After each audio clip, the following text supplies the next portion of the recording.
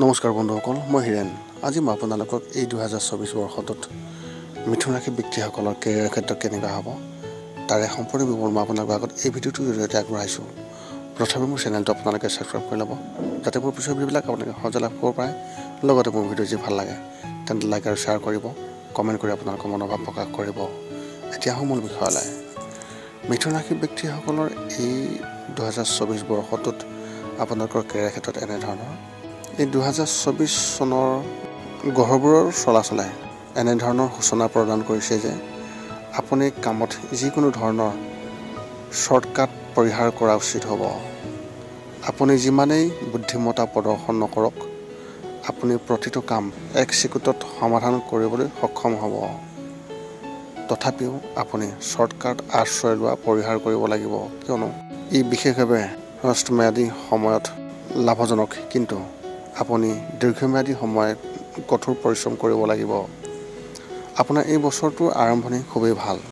আপুনি কামত ভাল সফলতা লাভ কৰিব। আপুনি আপোনাৰ কাম দ্ৰুতগতিত সম্পূৰ্ণ কৰাৰ অব্যাহত ৰাখিব, যাৰ বাবে আপোনাক আন ব্যক্তিসকলৰ সৈতে তুলনা কৰা হ'ব আৰু ইয়াত আপোনাৰ ওপৰত বিশেষভাৱে প্ৰভাৱ থাকিব। মিথুন ৰাশি ব্যক্তিসকলৰ এই 2024 বৰ্ষৰ কেৰিয়াৰ ক্ষেত্ৰত এনেধৰণৰ ইয়াৰ বিশেষ ফল পোৱা যায় যে আপুনি মাৰ্চ মাহৰ শেষৰ পৰা এপ্ৰিলৰ শেষৰ ফালে আপুনি বিশেষভাৱে পদোন্নতি পোৱাৰ সম্ভাৱনা অত্যন্ত প্ৰবল। মে' মাহৰ পৰা আপুনি চৰকাৰী চাকৰিৰ বাবে আন এখন ৰাজ্য বা আন এখন দেশলৈ যোৱাৰ সম্ভাৱনা আছে।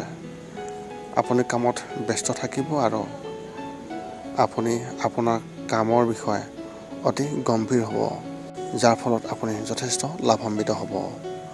লগতে আপুনি 7 মাৰ্চৰ পৰা 31 মাৰ্চ আৰু 18 ছেপ্টেম্বৰৰ পৰা 13 অক্টোবৰলৈকে কেৱল এটা নতুন চাকৰিৰ সুযোগো পাব পাৰে। যদি আপুনি আপোনাৰ চাকৰি সলনি কৰিব বিচাৰিছে, তেন্তে আপুনি এইবাৰ ইয়াক সলনি কৰিবলৈ সক্ষম হ'ব পাৰিব আৰু সফল হ'ব। মে' মাহত আপোনাৰ বিভাগত বিশেষভাৱে পৰিৱৰ্তনৰ সম্ভাৱনাও অত্যন্ত প্ৰবল থাকিব। বছৰটোৰ আৰম্ভণি খুবেই ভাল, কিন্তু বছৰৰ শেষাৰ্ধত অৰ্থাৎ অক্টোবৰ, নৱেম্বৰ, ডিচেম্বৰ এই সময়কণত আপুনি আপোনাৰ ঊৰ্ধ্বতৰ বিষয়াৰ সৈতে ভাল সম্বন্ধ, বিশেষভাৱে সম্পৰ্ক বজাই ৰাখিব পাৰিব।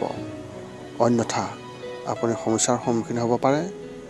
লগতে নিবনুৱাসকলে বছৰৰ শেষৰ মাহত চৰকাৰী চাকৰি বিশেষভাৱে পোৱাৰ সম্পূৰ্ণ যোগ আছে। পুনৰ লগ পাম অন্য এটা ভিডিঅ'ত। আজিলৈ ধন্যবাদ।